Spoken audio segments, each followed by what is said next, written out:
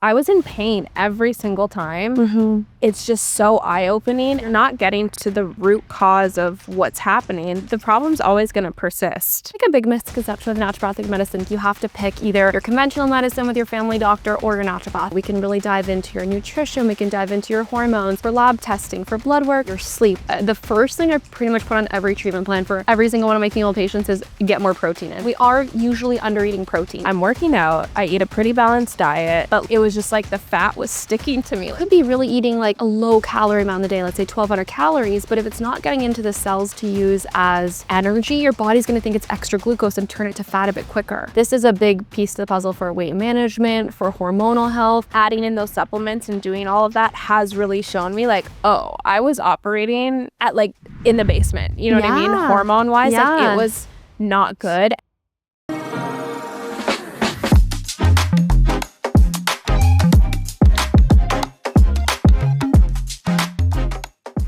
Courtney Ranieri, Dr. Courtney Ranieri, I am so excited to have you on the podcast today. Thank you so much for coming on. I have said to you in person and like on our meetings, you have changed my life. Over the past couple months when I met you, like I was in such a bad space with my health. And I think just feeling what like a lot of women feel health-wise, especially as we continue to get a little bit older, where you just feel stuck and all the things. And I've learned so much from you. So I'm so excited to finally have you on How She Does It. Oh, thank you so much, Amber. I'm so excited to be here. I feel like you are my like star patient. Truthfully. Thank you. I feel like, you know, we'll get into it, I'm sure, but like everything you've done to make these changes and how much better you're feeling, like this is why I do what I do, truthfully.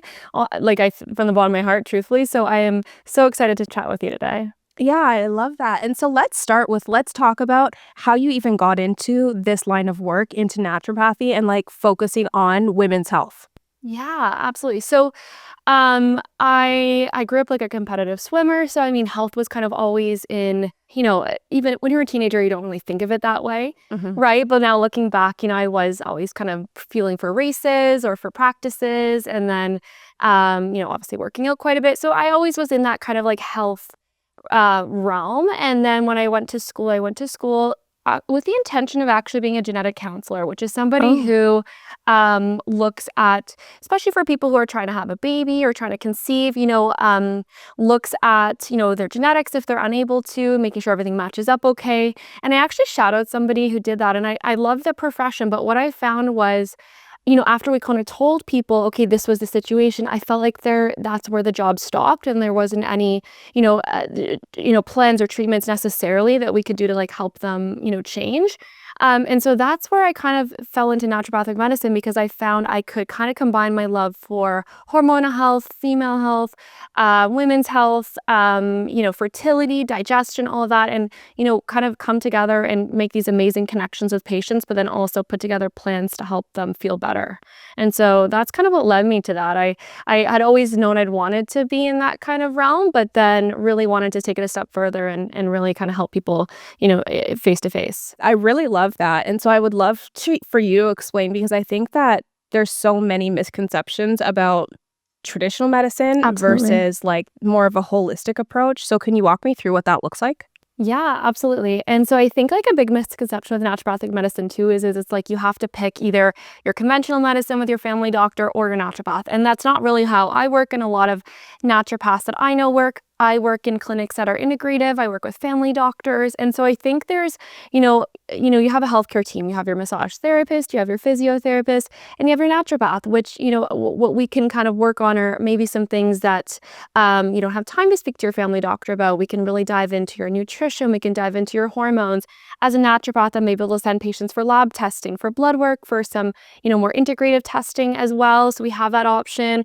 We talk a lot about nutrition. We talk a lot about, like you said, holistic kind of stuff. So we'll talk about your sleep, we'll talk about your energy, we'll talk about your stress levels. When I have an intake with a patient, we don't just talk about their one singular concern.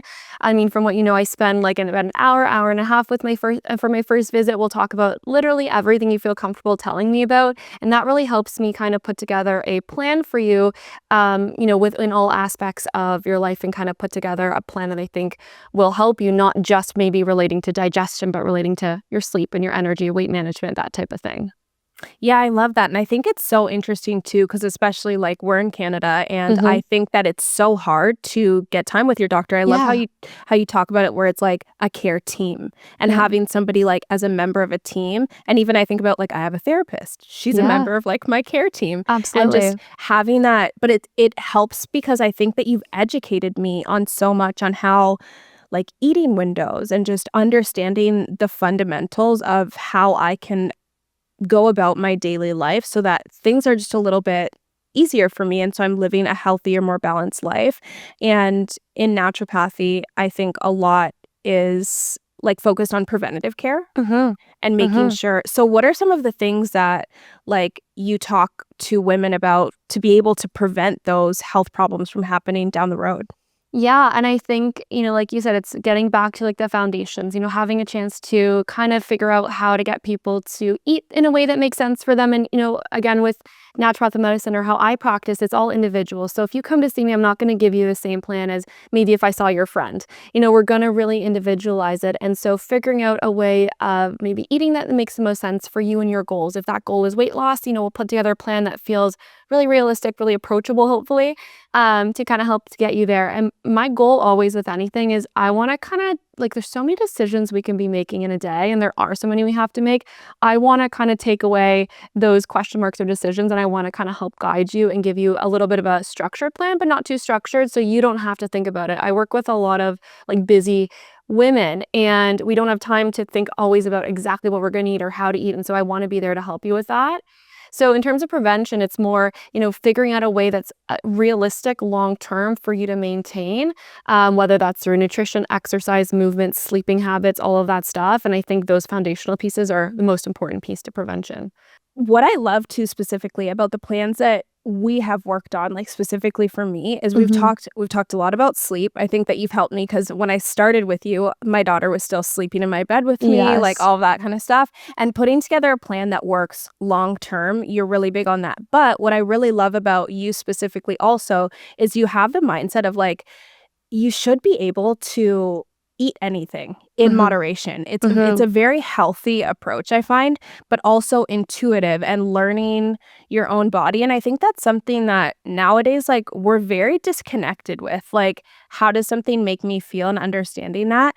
So when you put me on my original plan with which was like the SIBO diet basically, and using that FODMAP app, I was really like, I took out all processed foods, all that kind of stuff, and we did the blood testing. I understood like my insulin levels were like not good, and just understanding like what that looked like. And so right now, a lot of the women that listen to this podcast, they're busy, they're stressed out. What are some of the tips that like you've given me that have helped to balance that out, or that can help in that way? Absolutely. And I think the first thing is, like you said, and kind of what we did together too, is kind of figuring out, okay, what is actually going on, and I think oftentimes we focus a lot on like the symptoms that are in the forefront of our minds, but, I like to dig a little bit deeper. So whether that means sending you for extra lab testing or looking into it a bit further, gut health testing or hormone testing, let's figure out kind of root cause here, because there's so many things we could do to really band-aid situations. But my approach is more, trying to figure out, okay, where is this maybe coming from? Is there maybe a bacteria imbalance in the gut? Are your hormones maybe not as optimal as we like them to be? Maybe you are still getting a period every month, but you're really kind of feeling crappy every time it comes. And, let's figure out what's going on there so we can hopefully fix those things at the root cause. And I think at the end of the day, in terms of prioritizing stuff, that's my approach. I want to make sure we're working on it from the root so that, it trickles down into everything else and we tend to feel better in other aspects of our life. And, again, I really try to make sure, when I suggest things, I always ask patients, is this something that's realistic or doable for, the foreseeable future? Definitely there's situations where we do things short term, like, what we did with you, that is like a little bit more of a shorter term treatment plan, but then we kind of dive into, okay, what is maintenance mode now? And, really, again, I think the biggest piece that sometimes is missing, especially for women, is digging deeper and looking a little bit further into things. We're often told these things are normal, and they're not always normal.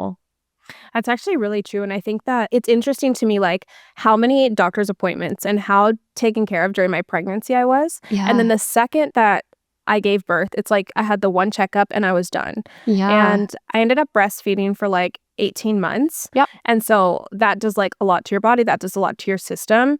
What steps would you suggest somebody take once they're going through that process to basically like top up again? Yeah, absolutely.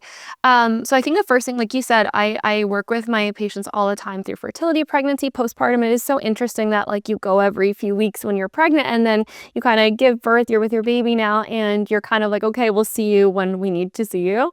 And so again, the first piece of that puzzle is figuring out, okay, where are we at right now? Let's check, hormones, thyroid, iron levels, certain things like that. Let's make sure that all looks good. Definitely let's prioritize trying to figure out, again, a diet plan that makes sense for you, prioritizing sleep. I always suggest, again, like I do suggest a lot of supplements if they're helpful or necessary. I try not to over supplement, but I do think there's some situations where we need it. A lot of women are, low in B12, for example, low in iron. Their thyroid is maybe not as optimal. And so there's definitely things we can add in supplementally to help support that. But I think like at the end of the day, the most important piece to that is trying to figure out like what our non-negotiables are in the day. So when I say that, I mean, just like you wake up and brush your teeth, okay, do you need to kind of get moving for 30 minutes to feel good, not just physically, but mentally? And especially for, busy moms, it's hard to find that time. So we have to prioritize and kind of find out what is our non-negotiables that have to happen to make us feel good in the short amount of time that we have to do that. That makes a lot of sense. And you mentioned B12 and you put me on a complex B vitamin that I swear has changed my life. Love that one. Because it really does help with your mood. But what's the science behind that? Why did it actually impact and why did it help? So B vitamins are so important for so many things. B12 is very closely linked to metabolism. It's, energy. We often see too, especially for someone who's prone to having low iron, we tend to also be prone to having low B vitamins because they're actually absorbed in the same place in the stomach. They're, most things are absorbed in the intestinal lining, but iron and B12 are absorbed more so in the stomach. And so they tend to go hand in hand. So I'll always test my B12 levels for my patients who have a history of low iron. But B6 is really important to help make serotonin, which is our happy hormone, also progesterone, which is, really important hormone in our cycle.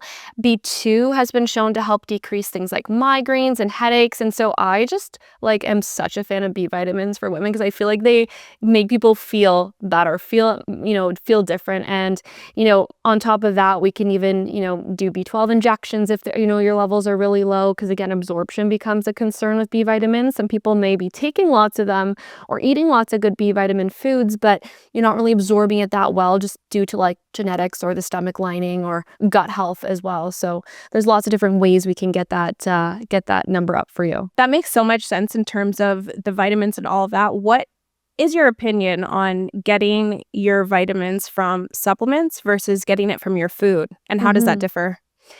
So obviously, like, our food is full of nutrients, full of lots of vitamins, minerals.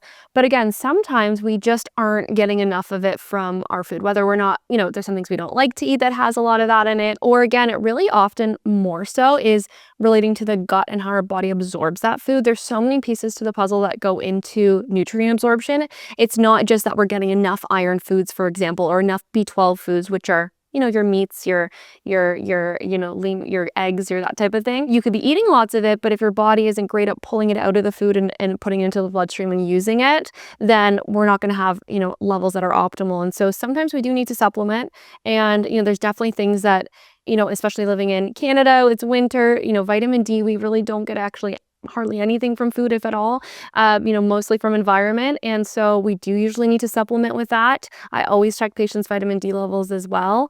So there's certain things we can get through food. There's certain things we can't really that well. And again, absorption becomes an issue. And so we obviously work on gut health a lot, and that usually helps us pull more out of our food, but we do need to supplement sometimes with it. And there's a few things that I will always make sure we have good levels of and supplement with if needed. That's so interesting. And so I just did a vitamin D shot with you the other day, and B12, right? Just B12. Oh, B12, Yes, sorry. yes. And I immediately felt a difference in my mood. Yeah. And so what is working in my body that makes me feel like I got the shot with you the one day and then I woke up the next morning, immediately felt different? What's going on there? Yeah. So again, B12 is such an important one for it. Just pretty much almost all of our hormones that we associate with feeling good need B12 as like an ingredient almost to make them, or part of like a cofactor to create them. And so when we do it through an injection, the benefit of that is we bypass the whole stomach, right? So we don't have to ever worry now about like how our stomach's absorbing that vitamin, because we're getting it right into the bloodstream, right to the source essentially. So in terms of, our levels, it tends to increase those levels a bit quicker. So our body has a lot more, think of it like ingredients to use to make all those hormones that make us feel good, serotonin and progesterone and even like red blood cells. We need B12 to make red blood cells. And so to make that more efficient, really, really helpful to do it through an injection for some patients who need it.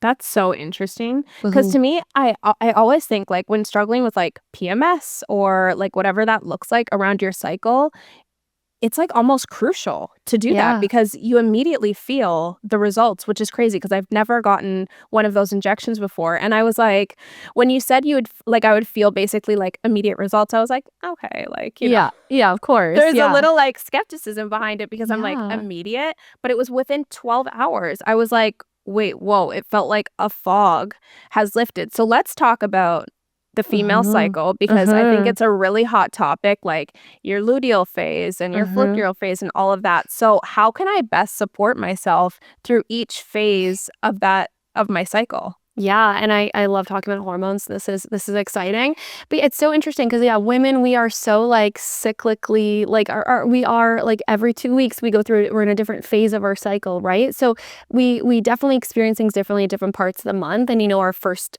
part of that cycle is our follicular phase. We're trying to grow a follicle, so we can ovulate mid-cycle. Once we ovulate, then we're in our luteal phase, which is more progesterone dominant. The first half of the phase, our cycle is more estrogen dominant, and so it comes down to actually balancing those two hormones. And what we're trying not to do here is like, we still want you cycling. We still want you ovulating, growing a follicle every month, releasing it, ovulating efficiently. And so we're not trying to change that, but we're just trying to optimize it. Often I will see that, progesterone may not be as efficient. Where we ovulate from, that follicle actually is where we release, it's called the corpus luteum. It's actually where we release that progesterone from. For some women, it may not be as effective at producing that progesterone. So we may need to supplement with some things to help support making that progesterone. And progesterone tends to make us feel more relaxed, calm, helps with like anxiety. That's why often around, that part of our cycle, we may feel a bit more of those PMS symptoms if that progesterone's not at as ideal of a level as we'd like it to be.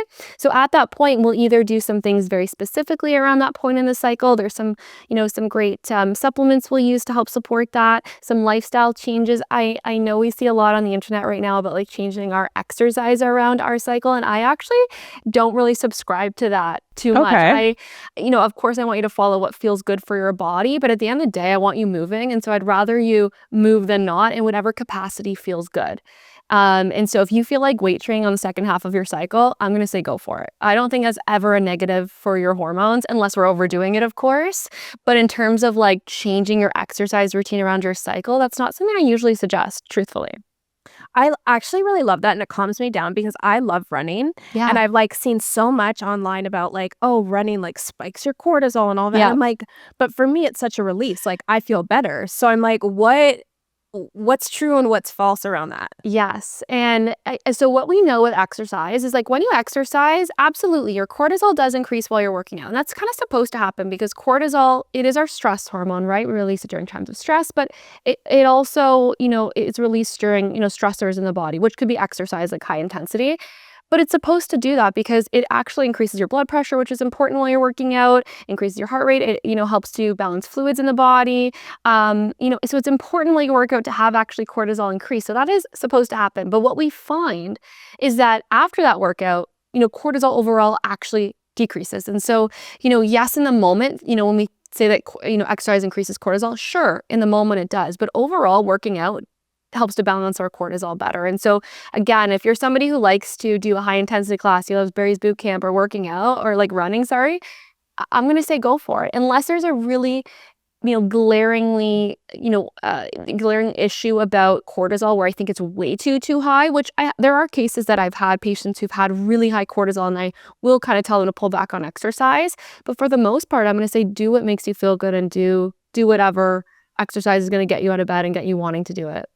I really love that because I think that at the end of the day, especially like working out is such a mental thing too. Absolutely. It helps so much with you just like feeling balanced and feeling strong and all of that. But Yeah. I've also seen a lot of discourse about protein intake Yes. and how that can affect your hormones. And so Yeah. what I've heard things about like, okay, you're supposed to eat a certain amount of grams for Mhm. your body weight. What does that look like? I think again, it's all like very case by case basis here, but obviously, like the first thing I pretty much put on every treatment plan for every single one of my female patients is get more protein in, because it is kind of hard to get it, and we are usually under eating protein. And protein is so important because it obviously makes us feel more satisfied with what we're eating, keeps us fuller longer, helps us support muscle growth and tissue growth. But it also helps to balance blood sugar, and that's a really big piece to the puzzle for a lot of women. Is, we could be eating healthy, but our blood sugar isn't necessarily staying as stable as we want it to. We're noticing in a lot of young women, I'm seeing it often, a lot of insulin resistance, which is, without getting like too sciencey here, it's basically like, you eat something, it gets turned into glucose, your body uses that glucose as energy to fuel those cells, okay? And so kind of what happens is that glucose stays in the bloodstream, and then our body releases insulin to kind of open the door. Our cells are usually, the doors closed to get glucose in. Insulin kind of unlocks the door. And what happens is, some women, whether it's due to genetics or, lifestyle, eating habits, that lock doesn't open the door. And so glucose stays outside and our body starts to ignore insulin. And so when we work on balancing blood sugar, we tend to, our cells listen to insulin a bit better. We get that glucose inside the cell to use as energy. So it's really important for protein to help to balance that blood sugar so that we kind of use our food in a really efficient way. And this is a big piece to the puzzle for weight management, for hormonal health. High levels of insulin is really closely linked to PCOS and other hormone conditions. Sometimes, obviously diabetes we think of, but also again, like PCOS and ovulation, women who aren't ovulating every month. And so I always talk about protein, blood sugar. It's a huge piece of the puzzle. That actually makes a lot of sense, and I haven't heard it explained like that. And for me, like, I felt like when I came to you, I was struggling with weight loss for like the first time in my life. And I was confused because I'm like, wait, I'm working out, I eat a pretty balanced diet, but like, it was just like the fat was sticking to me. Like it would not go anywhere. And then we realized I had insulin issues. Like what would you classify that? It was like insulin resistant? Like resistance, yeah. Yeah. So it's not like you're in a diabetic, nothing like that, right? We checked your A1C, that was great, but it's more so that we're trending towards our body starting to ignore insulin a little bit more. And if we don't kind of, work on that piece, again, you could be really eating like a low calorie amount in the day, let's say 1,200 calories, but if it's not getting into the cells to use as energy, your body's going to think it's extra glucose and turn it to fat a bit quicker.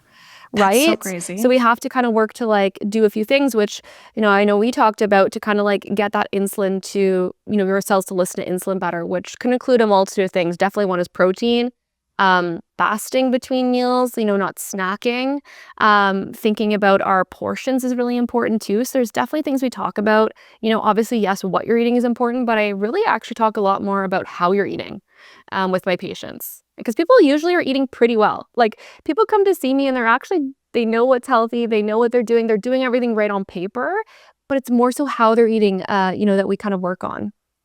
That makes sense. And I had that mindset. Like when I came to see you, I was like, I feel like I'm eating like a balanced diet, all of those things. But I also think it was massively eye-opening. When I went on the SIBO diet, I was like, oh, whoa. A lot of what I was eating was processed or inflammatory and was like aggravating that. And then there was also like a connection with, I think, my gut health and being able to like digest all of that. My insulin levels and like my weight gain, right? Like it was all connected. And so we started with healing my gut, right? Yes, absolutely. Yeah. And I think again, it's like, again, finding that root cause. It's, if we can maybe eat a certain way, and like you said, you're eating healthy, but if we don't fix all those other factors that were maybe contributing to this, it's not going to do what we want it to do, right? In terms of hitting our goals. And so gut health is a big piece to the puzzle, because obviously how our body breaks down that food is really, really important for what it does with that nutrients after that nutrition. And so we need to make sure, we're breaking it down. We have good enzyme levels. We have good bacteria balance. Things are moving through okay.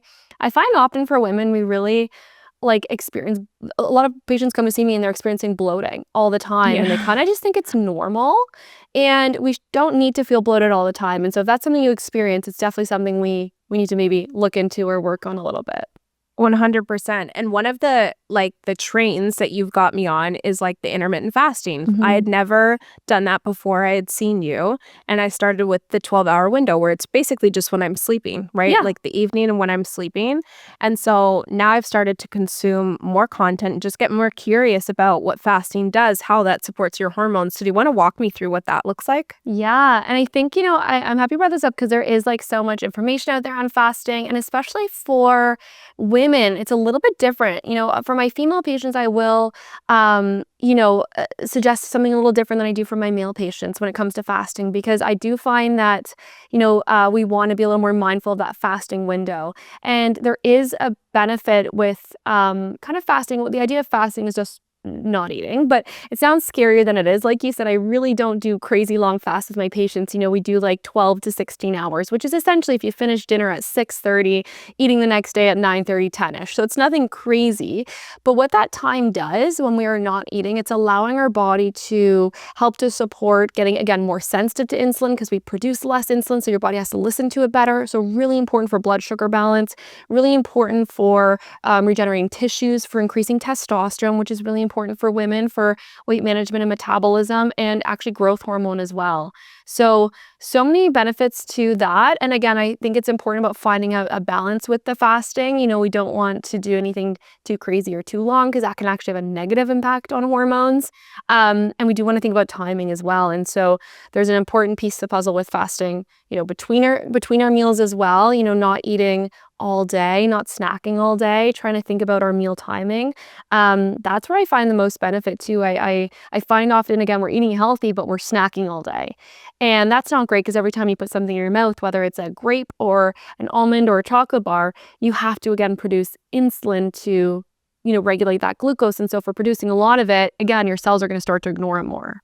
And that's so true. And it's, again, something that I was probably not good at prior, but I've realized how much better I feel when I do have that 3 to 5 hours between meals, where I'm just like giving myself a break, giving my body a time to actually digest my food. And something that you said to me a couple months ago really stuck with me. You were like, I care more about the portion size of what you're eating than what you're eating. Yeah. And like, because you told me about the bacteria and how it grows in your gut when you're essentially overeating, and how that promotes bloating. And I know bloating is such a huge issue with women. So what's happening to your body when you eat too much?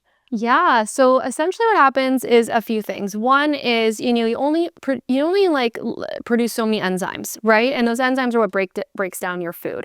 And so if we're overeating, maybe we have too much carbs or fat or whatever it is, our body's going to try really hard to break down that food, but it may not be able to as efficiently if there's just too much there versus the enzymes.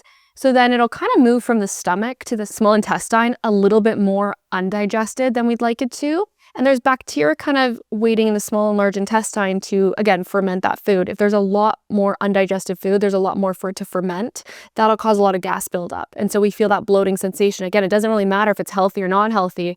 If you overeat even, a really healthy meal and then there's too much there, that bacteria is going to really, ferment it like crazy, and you're going to get that bloating, that gassiness. And so that's usually what happens. We want to work on, thinking about portions, still eating, again, calorically the right amount for you. We're not talking about restriction here, but more so at each, meal, kind of the right amount so that your body can break it down more efficiently.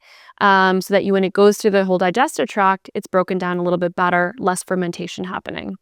That makes a lot of sense. And is there any science behind chewing your food, what that does? Yeah, absolutely. I mean, again, we want to stimulate the brain to say, okay, pancreas and other, organs, let's release those enzymes. And so if we're not really getting that chewing sensation, we're not even, a lot of times, and I'm guilty of this too, where, I'll be working and, I'll be eating, but I'm not even really looking at my food or chewing it. I'm working, sending emails and eating.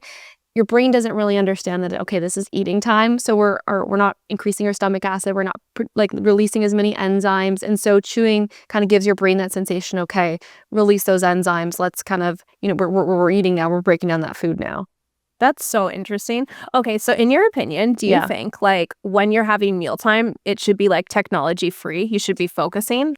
I mean, again, I'm like not gonna make anyone do anything I don't do, but at the end of the day, I would say I always do tell patients like look at your food, chew your food, smell it. I know it sounds weird, but like make eating like you have a little one, like they are like when it's mealtime, they're kind of like more into their food usually.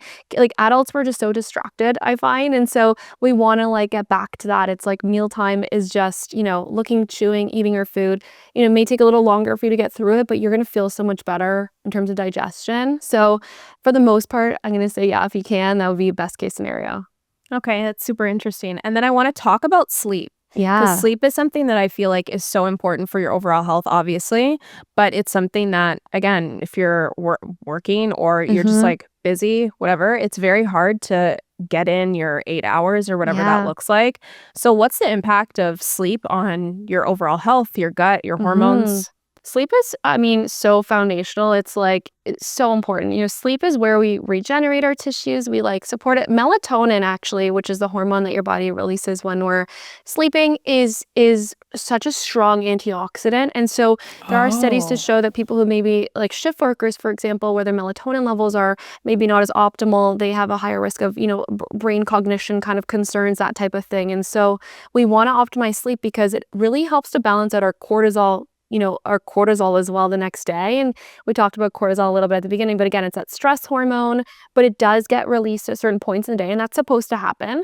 But what we find is when our sleep isn't as ideal, it's kind of like this vicious cycle where then we actually have to produce a bit more cortisol the next day to get more glucose in the bloodstream. And that in turn makes us have more cravings. It makes us feel more tired. You could feel a bit more cranky. And then, it does make us hold on to sometimes more weight as well. And so it is like this cycle where, again, if a patient comes to see me for weight management or comes to see me for gut health, we will talk about sleep because if we don't fix our sleep, nothing we do is going to really make, as big of a difference as we'd like it to.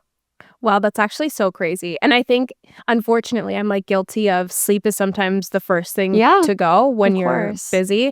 But I try to balance it out to make sure that, like, if I'm like one night it's like 4 or 5 hours, the Yeah. next night I'm like, okay, I need to go to bed at 9. Like, this Yeah. isn't a joke. And also with my cycle, I found that, like, when I'm in my luteal phase, like right before I'm Mm-hmm. about to get my period, I set my alarm an hour later. So I wake up Mm-hmm. at 6 instead of 5. And I Mm-hmm. find that helps. Is there like a purpose behind that cycle-wise? Yeah, absolutely. I mean, I think in that luteal phase, we're a little bit more sensitive to some of those hormones too. Again, because progesterone is a little bit higher, and we can even see cortisol shift. We do find that women in that like luteal phase, they tend to eat about like 200 calories more naturally because our body is just kind of looking for more of that nutrition as well, which could be related to cortisol too. So definitely, there's those shifts in the cycle that we see, and they're hormone kind of like driven. Interesting. And so what are some of your favorite things to naturally boost your energy? Because I feel like energy Yeah. levels are a huge thing. The afternoon crash is Mm-hmm. is very real. So what are some of your favorites? I love, I mean, again, depending on the situation, I love when we think about energy, I really do dive into hormones and cortisol. And sometimes I will send patients for testing for that. We can look at your cortisol levels throughout the day. What time of day are they like peaking? What time of day are they at some lows? There's different kind of stages we can be in terms of cortisol. And so I love when we think of energy, working on supplements to help with cortisol. And so there's some great research on certain things. There's ashwagandha, if you've heard of that before. I love that. It's been shown to help with energy. It's been shown to help with mood shifts. There's something called rhodiola that I love as well for women. That's a little bit of I find really helpful for that like brain fatigue more so than the body fatigue. Because I feel like when a lot of patients come to see me, it's not that they're physically tired always. It's more of like a mental fatigue, Yeah. right? Or an emotional fatigue. And I think, again, that's related a lot to that cortisol piece. And so rhodiola has been shown to be helpful for exercise tolerance, for mental, exertion support, and physical as well. And then I love, again, working on sleep. So adding in things like magnesium at night to help relax the body, relax the nervous system. Magnesium is so important for, it's in like 300 or 400 reactions in the body. And, just Wow. unfortunately, North America, our soil quality, it's not that high in magnesium. And so we don't really get enough from our food usually. So I love adding in magnesium for patients. It's great for parents too, because it's not a sedative. So it's not like you're going to crash throughout the night, but it just helps your body get into a deeper sleep. But if you need to wake up for any reason, you still can. So those are a few things. And then, of course, your vitamin D, your B12, so many different things there in terms of nutrient levels. But I do, again, love to look into it and test because, for example, I'll see patients who have really high cortisol into the evening. And so we would want to do something to decrease that cortisol going into bedtime so your sleep's more efficient, so you have more energy the next day. So lots of things there to think about, but oftentimes we relate it back to hormones as well. And I 100%, I love the testing. I loved understanding what was actually going on beneath the surface so that you can it's like your baseline, understanding where you're jumping off from to address the root problems. Because I think that there's so many Band-Aid solutions right now, so many products where it's just this is gonna cure your whatever, you know what I mean? Yeah. And I really don't like that because I'm you have to, one, it can be a money grab. Sure. And two, it's if you're not getting to the root cause of what's happening, the problem's always going to persist. Yeah. And when you say what can I do to increase my energy, what I'm not going to give you is something that's stimulating, because that's not going to fix it, right? That's going to maybe make you feel good for a short term, but it's not going to fix why your energy's low in the first place. And so that's why we always, like you said, come back to, okay, let's figure this out. Let's look into this so we can make sure our plan that we're going to set out together is really specific to what's actually happening for you, because why your energy is maybe not as optimal may be different than somebody else's, right? And so, just giving you something to increase your energy is maybe not going to fix it. We got to figure out why it's low in the first place. That makes sense. What are some of the warning signs that people should look out for? Your body is screaming at you internally to get this checked. What do those look like? Yeah, I think again for women too, we ignore a lot of these things because we're just told it's normal. So even things like if you're somebody who experiences a really heavy, really painful period every month, and it's just that's all you're used to. That's not necessarily, you don't have to deal with that every month. We can look into it. There's definitely things we can do to help support you there. Hopefully help to, again, balance the hormones or look into any inflammatory kind of conditions that could be, causing that as well. So those are some things to think about. How your what your cycle's like. Are you feeling like it's taking you out every, week for every month? If it is, we got to work on it. Are you feeling, your mood shifts so much where you're not feeling like you're as motivated or feeling as you have as much energy before your cycle starts? Are you feeling like you're dragging all day? I always ask patients, do you wake up feeling refreshed? If not, let's look into it. Do you get a slump in the day? That's something to look into. Feeling like you're more irritable. I always mention this kind of threshold kind of thing. And it's if little things are starting to now set you off, we probably should look into it. So again, these are things that are probably, we kind of chalk up to being normal, but they are things that kind of warrant, investigation and we don't have to suffer through it, right? Yeah. And I feel like there's so much in society right now where it's we're programmed to think yeah, that is normal. Being irritable near your side, all those things. And to a degree, I guess, of course. Things shift. But it's if you're feeling super snappy and all those, and I think that adding in those supplements and doing all of that has really shown me oh, I was operating at in the basement. You know what I mean? Hormone wise, it was not good, and how different I feel today even. And I'm super excited to continue the work and all what that looks like. But it's just so eye-opening. And I think too, with you, with the diet stuff and everything that we've worked through, I'm now so much more sensitive to when I eat something, I can tell how I feel. So I'm oh wait, when I'm eating sugar, I'm so much hungrier the next day. Right. And so talk me through really quickly. I'm walking into the grocery store. I want to do the best for my body. Yeah. What are you trying to add to your diet? What are you trying to maybe limit or stay away from in order to maintain or be the healthiest version. Totally. And again, I think, everything in moderation. So there's nothing there that's ever off limits. But in all honesty, what we want to try to do here is hopefully I always think of it this way, like how we're going to fuel your body, like how, you're fueling for maybe a race or competition, something like that, to set you up for success for the day. And so those things really come down to making sure there is, for most people, good sources of protein on your plate at every meal. I find people undereat fiber, even if you're like a really healthy eater and you're like eating lots of veggies, it's really easy to undereat fiber, and that has a huge impact on so many things. We do also, like, fiber has a big impact on hormones too, not just gut health, and so that's really important. So making sure you're loading your grocery cart up with as whatever veggies you enjoy, lots of protein. In terms of carbs, again, for me, they're things like breads, pastas, grains, rices, quinoa, all of them for me are fine for most people. Obviously, there's certain situations, but it's again how much we're eating of it. So making sure your plate looks really balanced is really important for me, making sure it's mostly protein, mostly veggies, thinking of a carb as like an addition to the meal, not the base of it.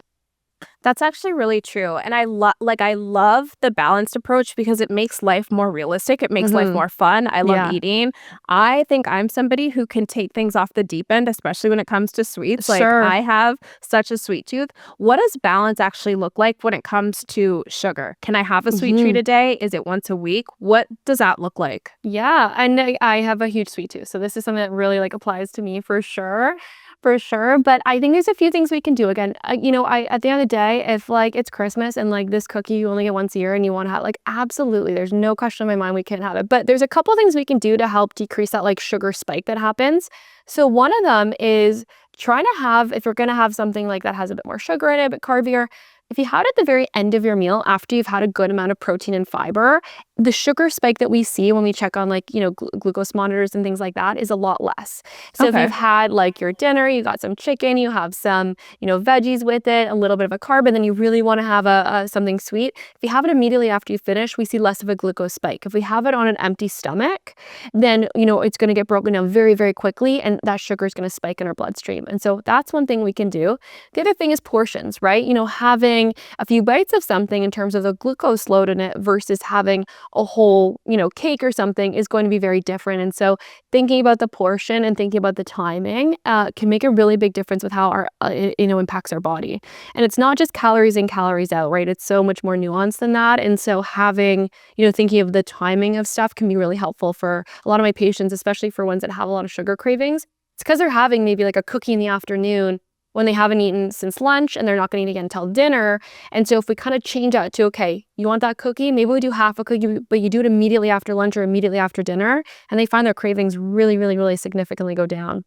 That's actually so interesting and makes a lot of sense. And I think that Europe probably does a better job at even just the way they eat, having the salad first instead of in the US and Canada, the bread is dropped on the table first where it spikes you, and then you're just fiending for more food the whole time. Yeah, and I think they also have it right in a couple other ways too. They really don't snack that much, right? They kind of are only having their meals. And the other thing is, which also has a big impact on glucose, is they're moving usually after meals. They walk a lot more than us. And so the other thing we can do to really kind of mitigate a glucose spike is if you just go for 5-10 minutes, puttering around the house, moving around even, that sugar again that's getting broken down, you're going to put it into the muscles a little bit more than you are going to leave in the bloodstream. And so it does help to decrease that glucose spike if you also have a little bit of movement after meals. And so I do tell patients usually, I want to see you move more throughout the day, whatever that looks like. It may not be a workout, but moving more throughout the day, and then, try to move after meals where you can as well.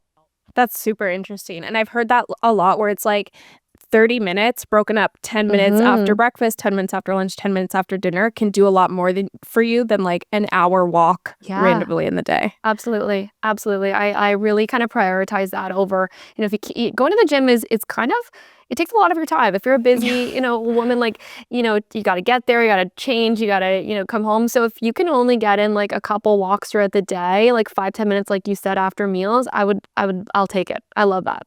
That's really, and I like it because it's more manageable. It's take a walk around the block. You can talk to your friend. You can answer an email, whatever that looks like instead. And it just helps with digestion. And so another thing that I wanted to touch on is like what healthy bowel movements look like. Because I think that's something that women struggle with. And I've had conversations with friends, family, where it's like, oh, I'm pooping once a week. Yeah. And it's like, that's not okay. Yeah. Yeah. No, not at all. I find, again, this is something so common where I do see like more constipation with women.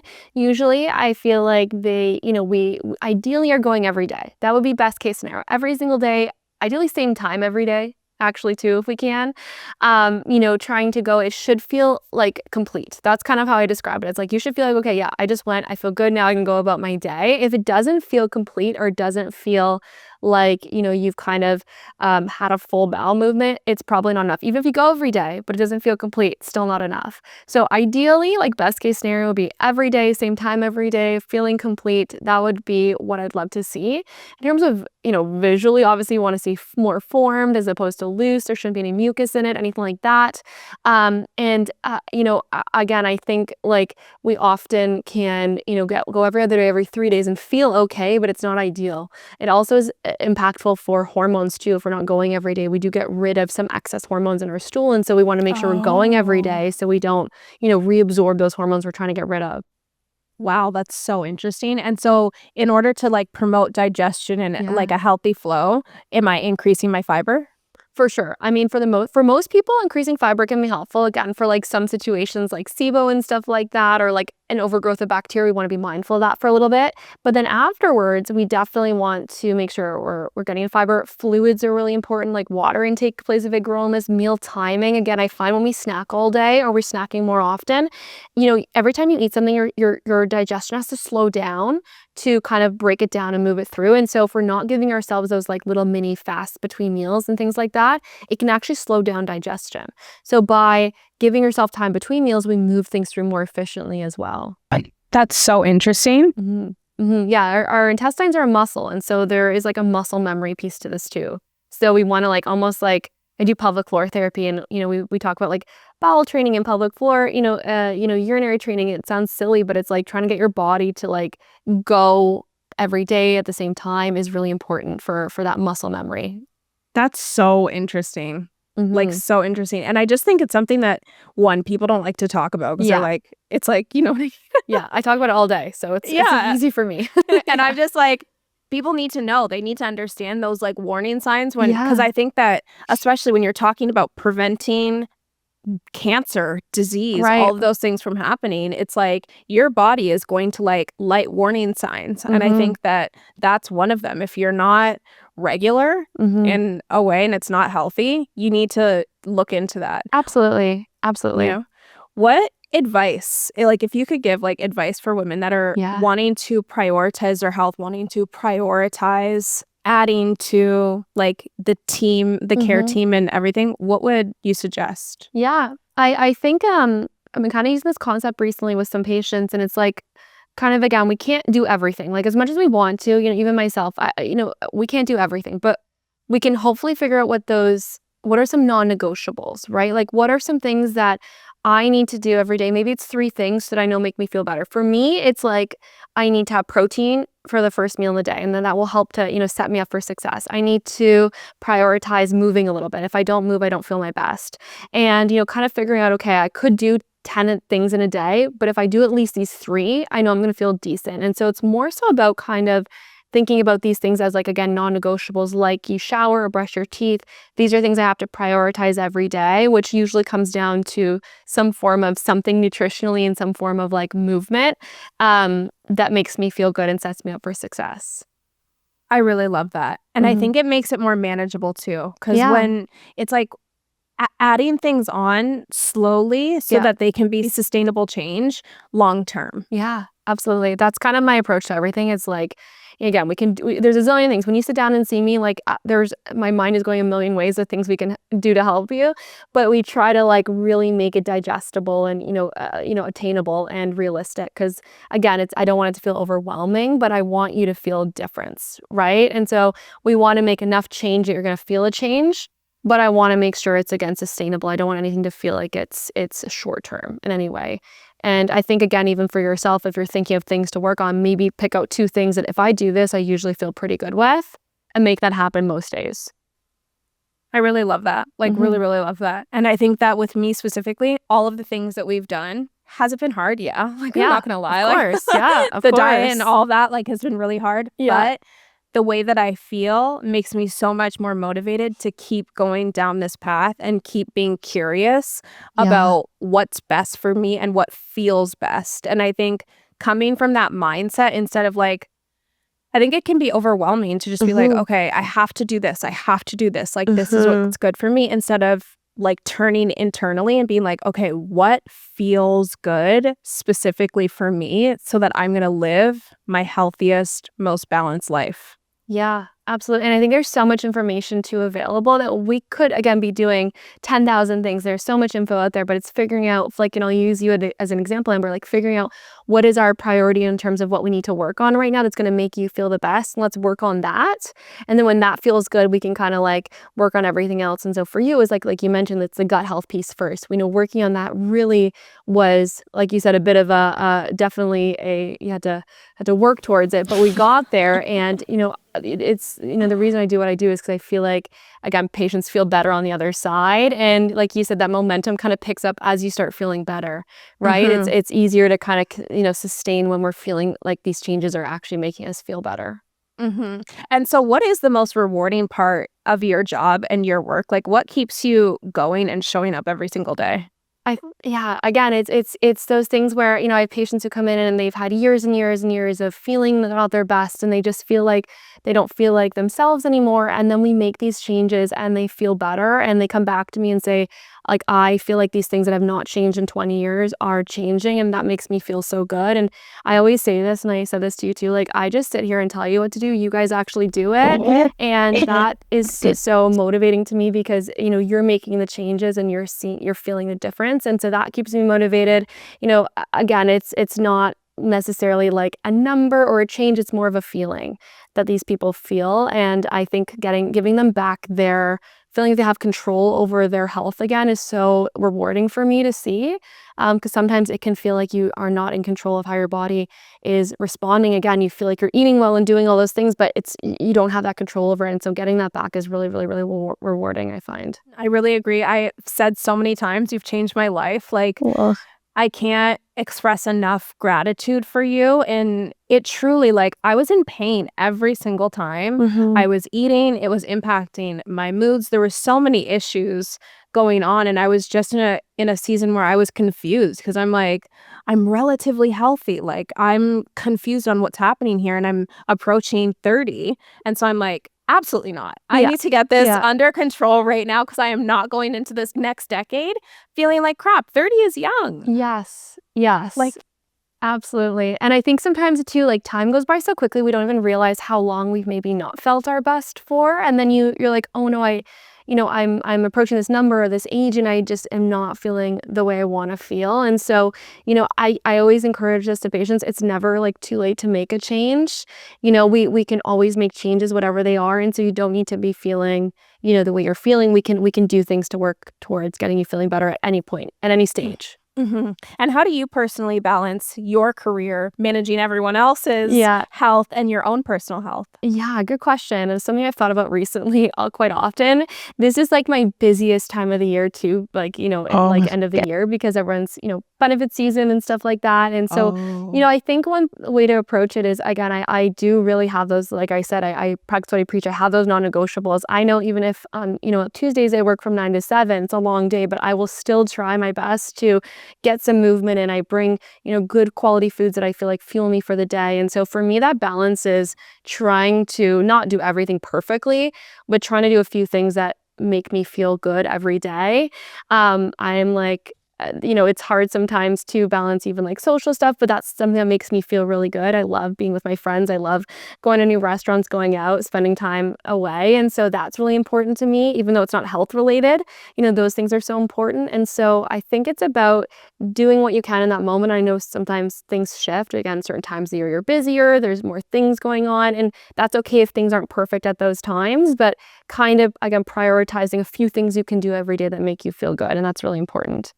I really love that. And I love even thinking about like the social aspect too. Like, maybe this isn't like physical health related, but it's mental health related. Yeah. Yeah, And making like sure you prioritize that. absolutely. Going out with my girlfriends for a night out is like the best medicine for me sometimes. And so, doing that whenever, a few times a year, whatever that is really important too. Just like, going out and working out and stuff like that. It's so true. And I couldn't be more of a fan of yours. I'm like, you are in my care team forever, but where can everyone else find you and your services? Yeah, so right now I'm a naturopathic doctor in Ontario. So I see patients in 2 clinics, one in the Woodbridge area, one in Toronto. But I also see patients all over Ontario virtually as well, which is such a great, so great that we're able to do that. Anywhere in Ontario, I can see patients virtually, which is so nice. Online, you can find me on like my website. It's blossomcowellness.com. I have some social media stuff as well at Dr. Courtney Ranieri. I have my email on the website, so if you have any questions or ever want to chat, I'm on there as well.